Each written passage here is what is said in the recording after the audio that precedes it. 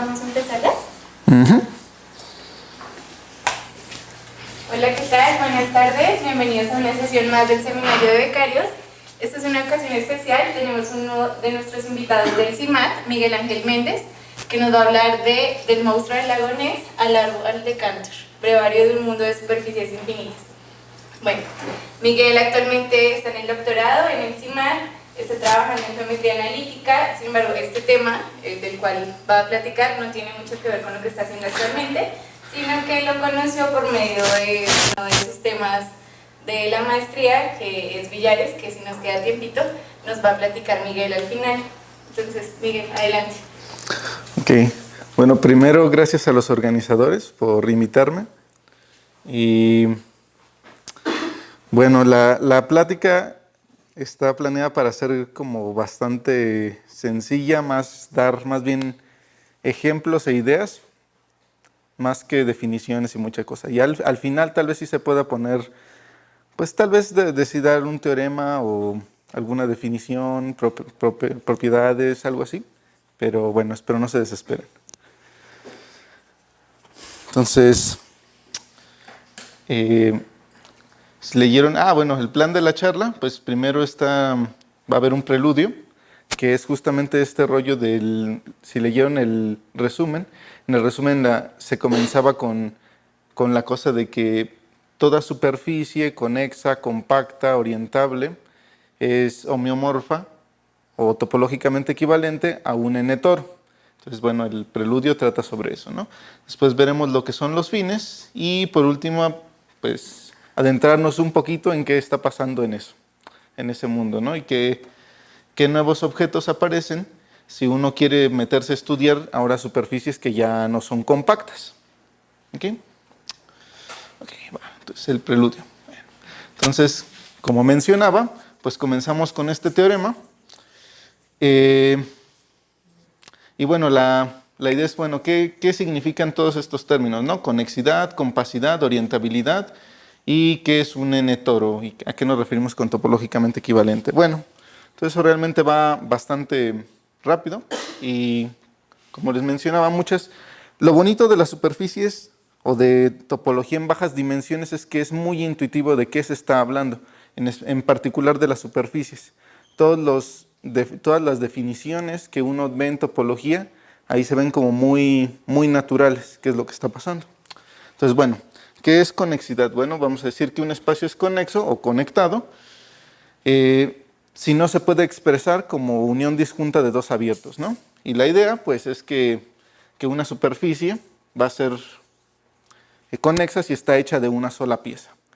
¿Ok? Entonces, bueno, para los que sepan o ya hayan llevado un curso de topología, me van a decir, bueno, eso no siempre es cierto porque depende de la estructura que le estás dando. Si yo le cambio, no es cierto, pero esa es nuestra idea y para esta charla eso sirve. Bueno, y tenemos un ejemplo, ¿no? La esfera es conexa, dos pedazos de esfera pues no son conexas. El cono es conexo, pero si al cono le quito el punto el punto central, pues esto se desconecta, ¿no? Y tengo dos pedazos. Ok, ¿qué es compacidad? Bueno, otra vez, para nosotros gracias al teorema de Whitney, vamos a tomar la definición de compacidad de la que tenemos en Rn, ¿no?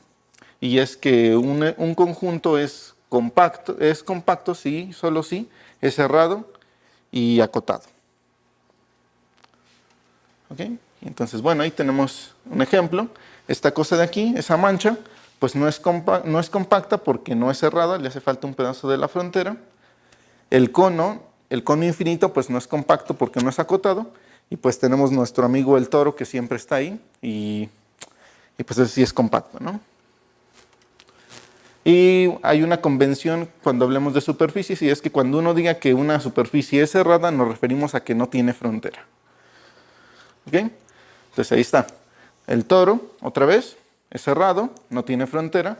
La banda de Mobius, si uno la considera con la parte con su frontera, pues no es cerrada. De hecho, la frontera es un círculo. El círculo, la esfera, si le quitamos un pedacito del casquete, pues otra vez ya no es cerrada. Y la botella de Klein, pues sí es cerrada, ¿no? Bueno, y para la orientación, bueno, de nuevo, una superficie va a ser orientable intuitivamente si se pueden elegir dos lados de la superficie, ¿no? El interior y el exterior. Y entonces, de nuevo, la esfera es orientable. La banda de Mobius, como habrán visto, es como el ejemplo clásico, canónico de que no es orientable, ¿no? El toro sí, y la botella de Klein, pues no. Okay. Bueno, y entonces ahora, ¿qué nos vamos a referir a que dos objetos son topológicamente equivalentes?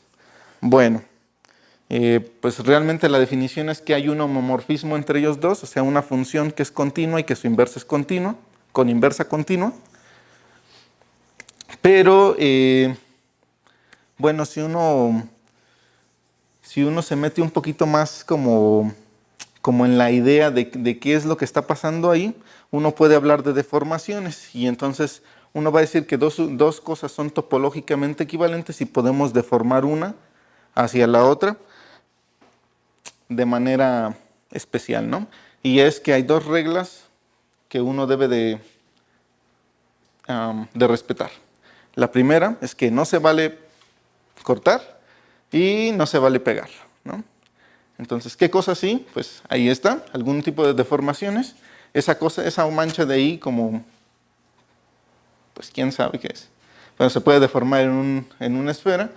La taza es el clásico ejemplo que una taza de café la deforman en un toro, bueno, la superficie de la taza. Y una bolsa con dos asas, pues es el dos toro. Y entonces, ¿qué cosas, por ejemplo, no se pueden hacer? ¿O qué tipo de deformaciones hay y que ya ahí se rompe la equivalencia topológica? Bueno, pues el caso clásico, bueno, hay un ejemplo, que es, bueno, tómense un paraboloide hiperbólico y empiecen a deformar, ¿no? Entonces, ¿qué es lo que haces? Agarras el cuello y lo empiezas a estrujar, ¿no? Entonces, ¿qué es lo que tienes? Pues tienes esto, pero hay un punto en el que esto de aquí se convierte en esto, ¿no? Y entonces aquí, esto de aquí sí son equivalentes, esto de aquí sí son equivalentes, pero aquí se rompió la equivalencia. ¿Por qué? ¿Qué es lo que hiciste? Pues lo que hiciste es que todo un círculo lo pegaste en un punto, ¿no? De hecho, para quien les guste teoría de singularidades, pues este es el clásico ejemplo de singularidad que aparece cuando tienes una fibración compleja. ¿Ok? Bueno, pues ya, ¿no? La idea es que dos espacios topológicos equivalentes pues poseen como las mismas, bueno, características de forma, por decirlo de alguna manera. Ok, entonces, ¿qué es una superficie? Bueno, una superficie es un espacio que es localmente equivalente al plano. Es decir, todo punto de ese espacio posee un pedacito alrededor de él que lo podemos deformar en el plano, ¿sí? Y entonces, ejemplos. Otra vez, el toro es superficie. Ese ahí como cono doble es superficie. ¿Qué no es superficie? Entonces, por ejemplo, consideren el plano y agreguen esta recta. Y entonces, ¿por qué no es superficie? Bueno, ¿dónde aparece el problema? Pues alrededor de este punto de aquí. Si uno se fija en una bolita alrededor de esto no puede ser equivalente a un pedacito del plano, porque de este lado, si yo quito ese punto, tengo algo que se desconecta, y de este lado, si yo quito este punto, pues esto sigue quedando conexo, ¿no? Entonces no puede haber una equivalencia topológica.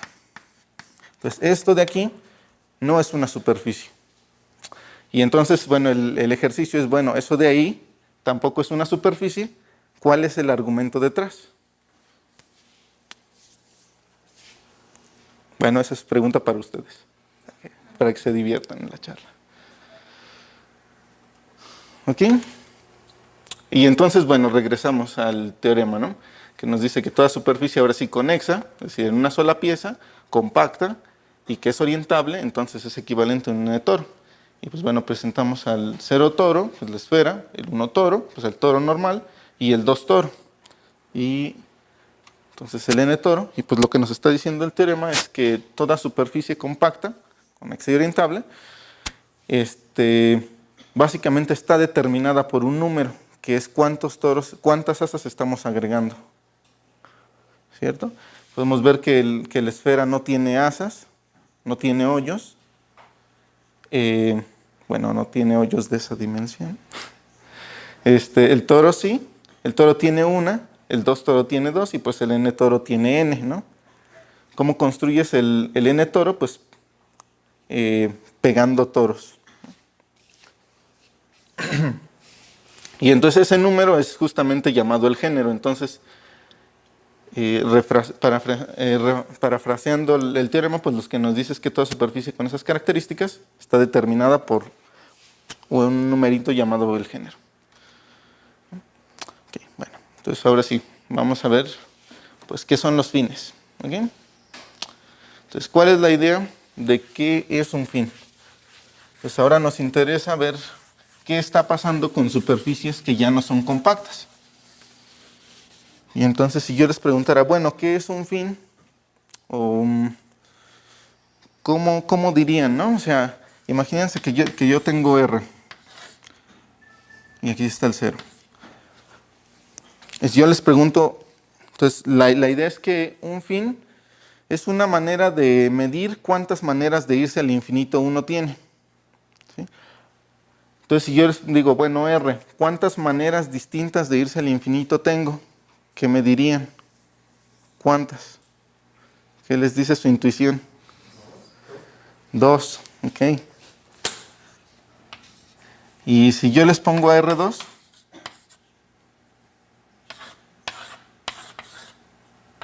otra vez aquí está el 0.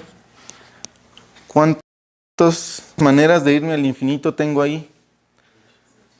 Muchas. ¿No? Pero sí tengo muchas, pero al fin y al cabo todas son equivalentes, ¿no? De alguna manera. Entonces, la idea intuitiva aquí sería que aquí solamente tengo una, ¿no? No importa qué esté pasando. Entonces,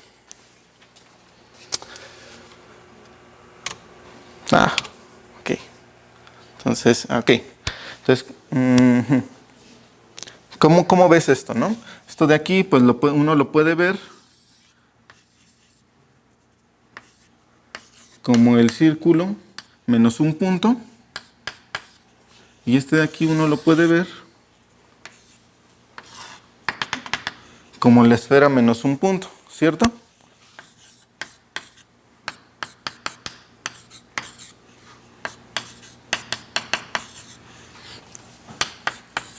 Y entonces, pues sí, exacto. O sea, lo que me dicen es como, ok, ¿cuál es la idea detrás? La idea detrás es que el concepto de finitud está atrapado mediante los compactos. ¿Sí? Entonces, ¿qué significa irse al infinito?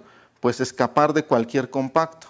O sea, si yo me quedo en un compacto, pues entonces ya no hay manera de irte al infinito, ¿no? Porque un compacto está siempre acotado.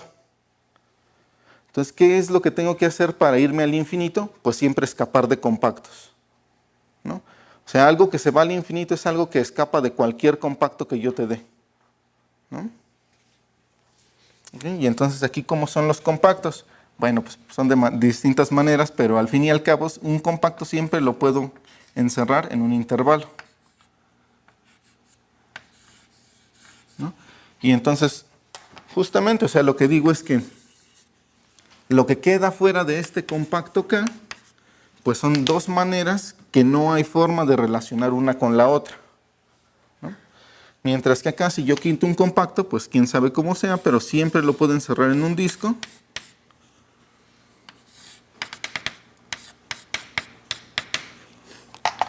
Y no sé qué pase fuera de ese disco, pero siempre puedo, dos cosas que están pasando fuera de ese disco, pues siempre puedo relacionar una con la otra.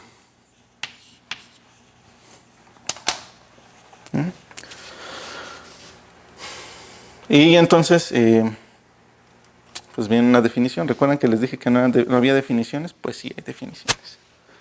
Entonces, ¿cómo vamos a definir un fin? Bueno, pues tomemos una sucesión de abiertos que se van anidando, que son conexos y no vacíos, y cumpliendo dos características, ¿no? Cumpliendo dos propiedades. La primera es que la frontera de cualquiera de ellos es compacto, y la segunda es que siempre que yo les dé un compacto de la superficie, siempre existe un elemento de esta sucesión que ya lo dejo, que ya no lo intersecta, ¿no?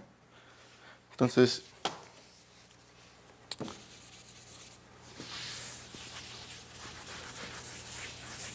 por ejemplo, ¿qué cosas? Sí, por ejemplo, si yo les diera esta superficie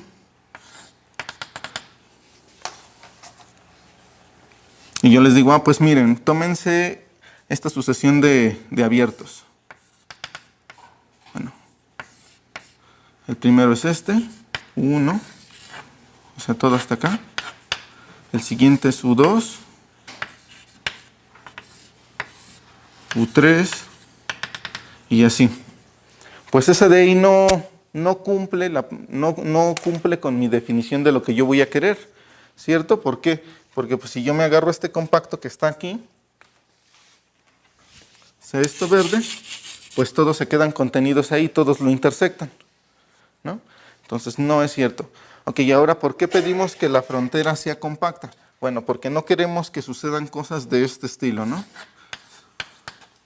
Entonces no quiero que haya como un abierto que se va por acá, pero que hace esto.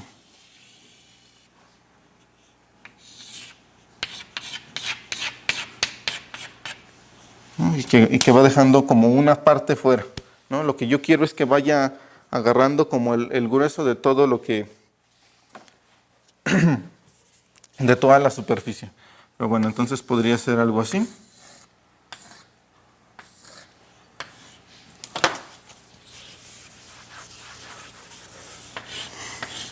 Y entonces, ¿cuántos fines tiene esa cosa?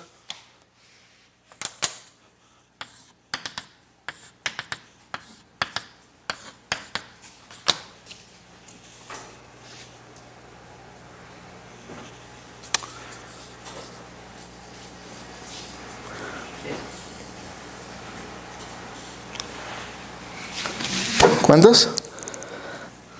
3. Ajá, pues 3, ¿no? Como que, bueno, no sabemos porque todavía no hemos visto la definición. No, sí, ya está ahí. Pero sí, intuitivamente tiene 3, ¿no? Como que hay 3 formas de irte al infinito y pues no son equivalentes, ¿no? Porque bien yo puedo fijarme en este compacto de aquí.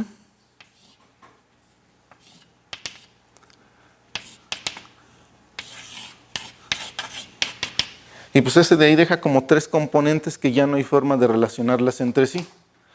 Entonces como que sí, de manera intuitiva son 3.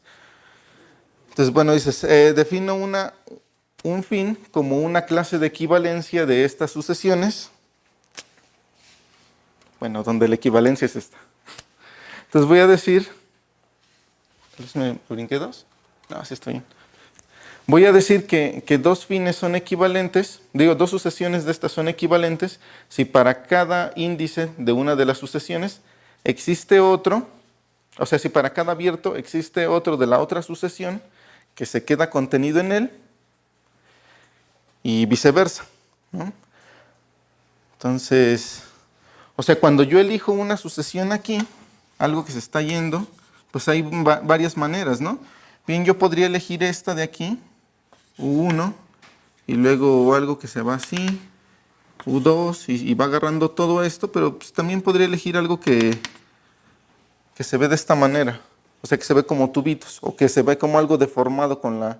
Pero pues esas cosas están como midiendo lo mismo, ¿no? Entonces justamente es lo que nos dice esa relación de equivalencia, que no importa en sí cómo es la forma o las fronteras de esos abiertos, sino lo que importa es en qué parte o hacia qué componente se están yendo. Y entonces, pues así vamos a definir lo que es un fin y vamos a denotar por fines de S al conjunto de fines de S. ¿Ok?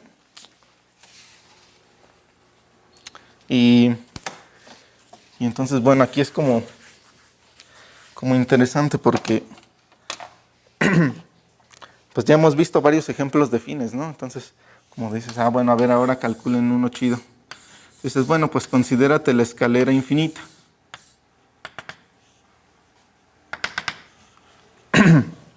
Entonces agarra la escalera infinita y haz la siguiente identificación. A0 con A0. A1 con A1. Bueno, y creo que ya se entiende, ¿no? A2 con A2. Y vas pegando estos lados. Y de la otra manera, pues también vas a hacer lo mismo. B0 con B0. B1 con B1 y así. Entonces este de aquí lo pegas con este aquí lo pegas con este, y estos de acá iguales, ¿no? Y entonces la pregunta es, ¿cuántos fines tiene esa superficie?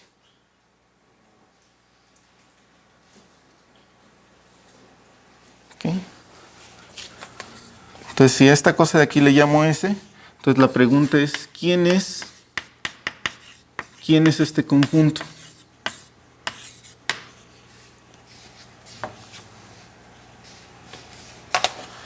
¿Ok?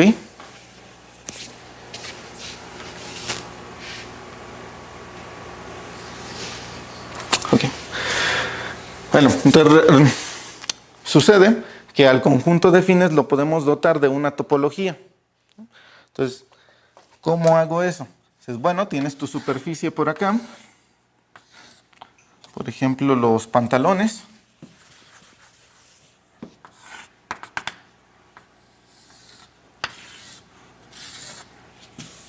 No se ven tanto como pantalones. Okay.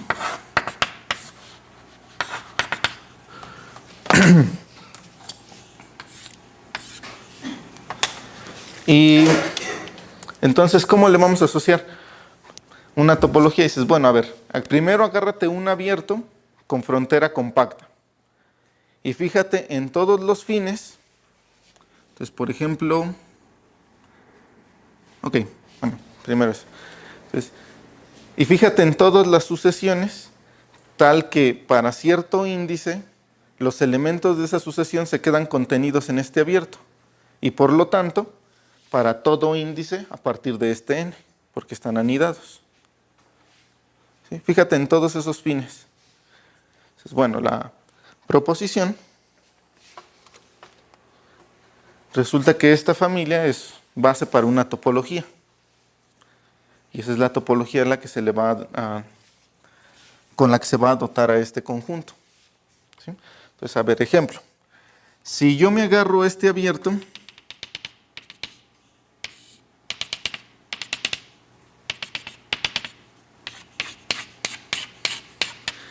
entonces, si este es U, entonces, ¿quién es U estrella? El vacío, ¿no? Porque está contenido en un compacto y bla, bla, bla. Entonces, este de aquí es el vacío. Y si yo me agarro este abierto de aquí,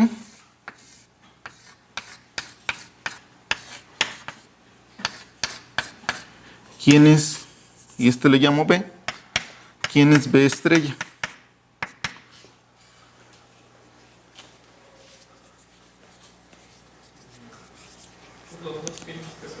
Ajá, pues estos dos fines, ¿no? Entonces este de aquí, pues consta de un elemento y otro elemento. ¿Ok? Pues bueno. Ok, entonces ya podemos abordar nuestro problema. Bueno, no es cierto, pero ya podemos decir más cosas, ¿no? Y entonces, pues, observen que todas estas cosas de aquí que les he mostrado, pues, tienen o un fin, o no tienen fines, o tienen 3 fines, o 2, o lo que sea. Ah, no, este tiene 2, o yo qué sé. Pero entonces surge la pregunta, ¿qué tan complicado puede ser ese conjunto, ¿no? El conjunto del espacio de fines, espacio topológico. Ya lo vimos. Y bueno, pues resulta que el conjunto de fines es un conjunto compacto, separable y totalmente disconexo. Entonces, para los que han llevado topología de conjuntos, pues resulta que todo conjunto con estas propiedades, todo espacio topológico con estas propiedades se puede encajar en el conjunto de Cantor. Entonces, ¿qué tan complicado es el espacio de fines? Pues lo más complicado que puede llegar a ser es justamente el conjunto de Cantor. Entonces ahora pregunta, bueno, sé que eso es lo más complicado que puede llegar a ser, pero ¿y se puede que sí sea o no? O sea, hay una superficie tal que su espacio de fines es el conjunto de Cantor. ¿Y qué les diría su intuición? Pues que sí, ¿no? Pues que justamente venía en el título, ¿no? Entonces como de, pues sí. Y entonces ese es el árbol de Cantor, visto como gráfica. Entonces pues lo que van haciendo es justamente como construyen el conjunto de Cantor. Entonces tenían como 0, 1, luego le quitan un pedazo, se quedan con los dos pedazos que tenían, y entonces sacan una rama de este de aquí a cada uno de ellos. Y luego este de aquí otra vez lo van a separar, y entonces otra vez sacan una rama, ¿no? Y así se siguen, bueno, solo que está al revés. Entonces es la gráfica. Bueno, y uno lo viste de superficie. Y entonces, bueno, si para los que les gusta hacer simulaciones numéricas, pues así se ve, ¿no? ¿Okay? Entonces, bueno, ok, perfecto, pues sí, resulta que sí existe y de hecho por esta misma construcción, pues cualquier subconjunto del conjunto de Cantor es construible como espacio de fines de una superficie. Entonces, bueno. Ah, ok, sí. Ahora, bueno, dices, bueno, sí, en un inicio enfatizaste mucho esto que si el género y quién sabe qué onda. Bueno, aquí ¿por qué todavía no ha aparecido? No, pues resulta que sí, resulta que el fin de una superficie puede tener género. Entonces, por ejemplo, uno puede considerar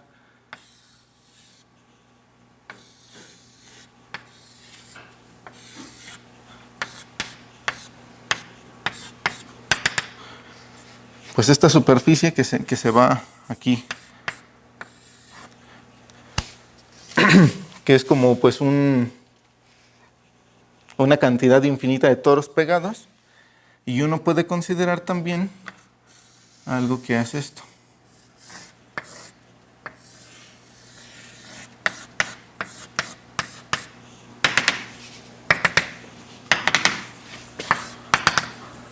Y pues resulta que estas cosas no son topológicamente equivalentes, ¿no?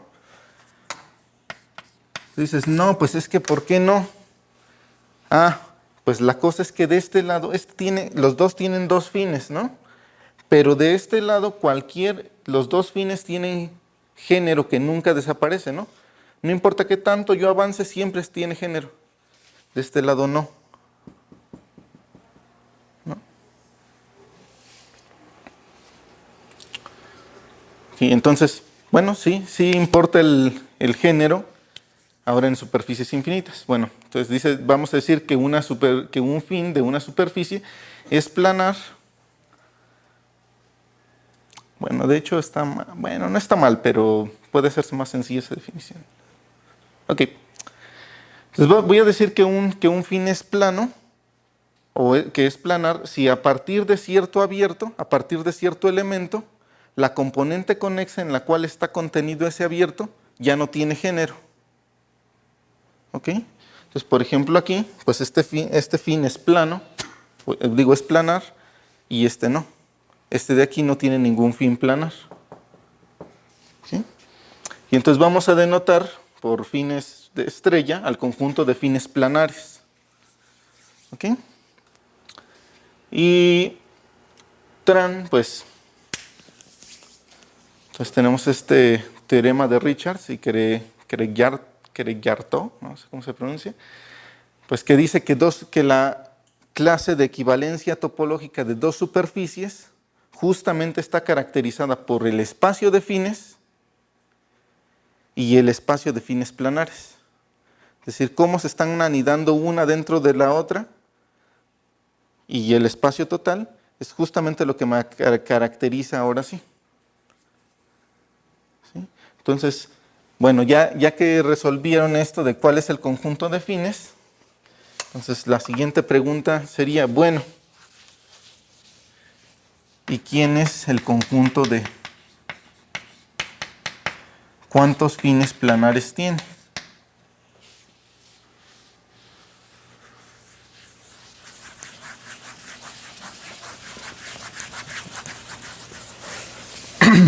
Y entonces aparecen pues criaturas bien bonitas, ¿no? Porque dices, bueno, ahora suponte que tú dices, tienes fines de S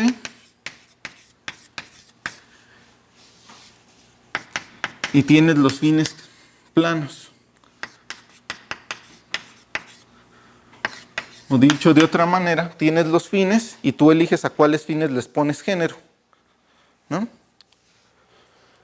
Entonces dices, bueno, a ver, primero suponte que el conjunto de fines pues nada más tiene un solo fin, pero que sí tiene género infinito, ¿no? Y pues dices, pues mira, pues es lo mismo tener un fin, ya habíamos visto que era el plano, ¿no?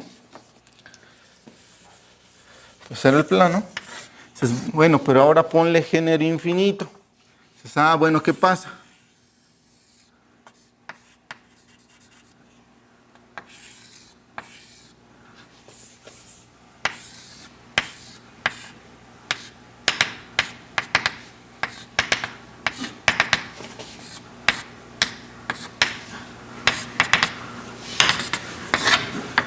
Y entonces aparecen estas criaturas, ¿no? Que pues en un inicio uno no sabía que estaban ahí. Y pues sí, ese es el monstruo del lago Ness, ¿no? Que bueno, ya con un poquito más de arte, así poquito, pues ahí está otro, ¿no? Entonces bueno, está el monstruo del lago Ness. Dices, bueno, ahora, ¿qué otros objetos, qué otros seres aparecen? Dice, pues mira, ya viste que tenía un fin y género infinito. Ahora, ¿qué pasa si tiene ahora dos fines y género infinito? Y pues lo que aparece es, entonces,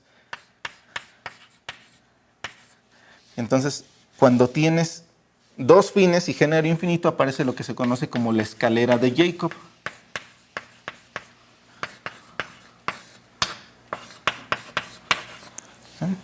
Y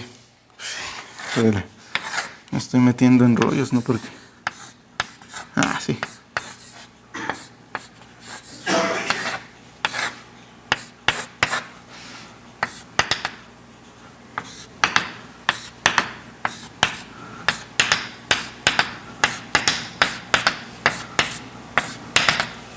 Y entonces pues ahí tienes dos fines y los dos fines tienen asas, ¿no? Tienen género. Entonces, bueno, ok. Pues qué chido, ¿no? Y así te la llevas. Dices, bueno, ok. Dice, me dijiste ahora que lo más complicado de fines era el árbol de Cantor. Bueno, pues ¿por qué no le pones por qué no le pones también género? Pues sí se puede. ¿Y qué es lo que obtienes? Pues algo que se conoce como el árbol floreado de Cantor. Okay. Yeah. Ahí termina.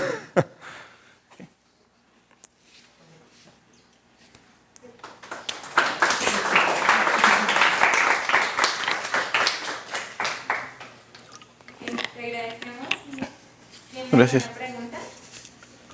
Oye, y si en tu definición de fines pones menos restricción como de que las fronteras no sean compactas, eso por ejemplo en el plano se rescata compactaciones distintas como la de Alessandro, como pegar una recta proyectiva o algo así. Ya, sí.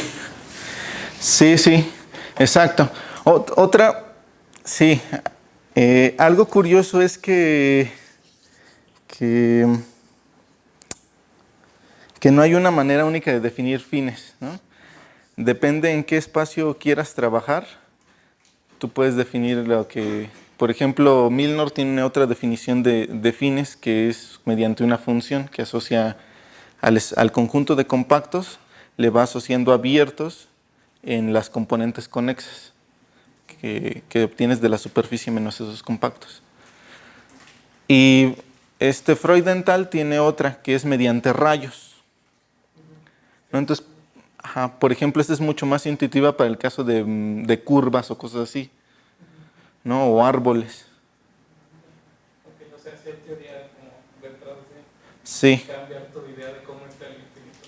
Ajá, justamente, ¿cómo atrapas ese concepto? Y la idea de esto de rayos es como, pues, meter, ¿cuántas formas tienes de meter digamos, cero infinito en tu superficie o en tu espacio topológico, ¿no? Y le pides que esto sea propio para que justamente pues, no vaya a ocurrir cosas del estilo que tú tienes aquí tu espacio. Bueno, aquí dibujé una superficie, pero eso sirve. Vamos a pegarle aquí otras cosas, ¿no? Ahí está. Y pues no quieres que vaya a suceder algo como que el rayo se empiece a enrollar de manera, ¿no? Pues para eso pides que sea propio. Y bueno, ok.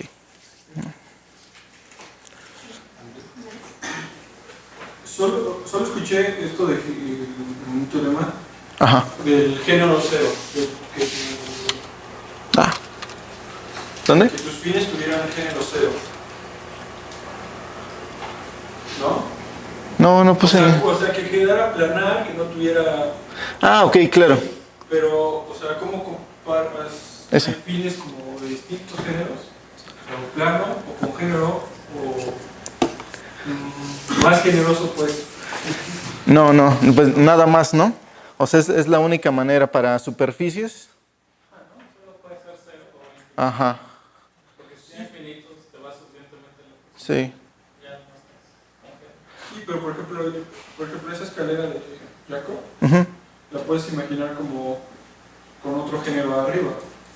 O sea, como con dos, Ajá. y se van así. No haces distinción entre esas dos cosas. No, porque al fin y al cabo tú puedes deformar, o sea, siempre que tengas como género finito en un espacio compacto, siempre puedes deformar eso para que te quede algo igual.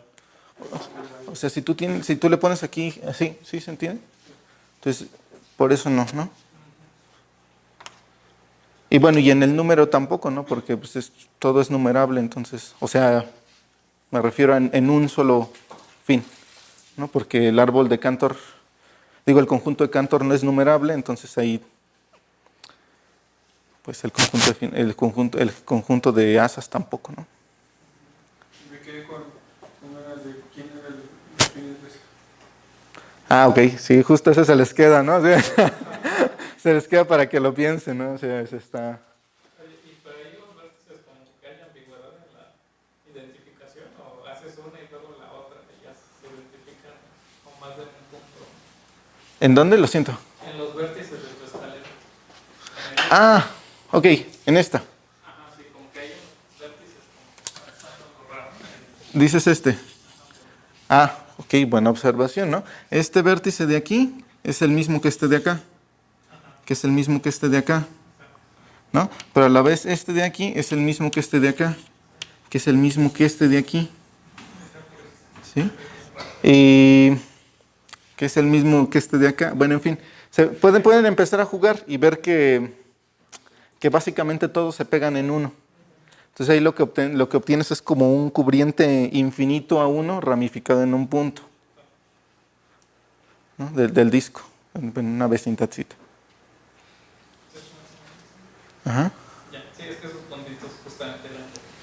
No, pero, o sea, sí, pues por eso empiezan a hacer como cosas con las manos y se divierten un rato. Entonces, bueno, ok. ¿Tiene alguna otra pregunta? Si no hay más preguntas, te agradecemos de nuevo, Miguel. Ok, pues gracias.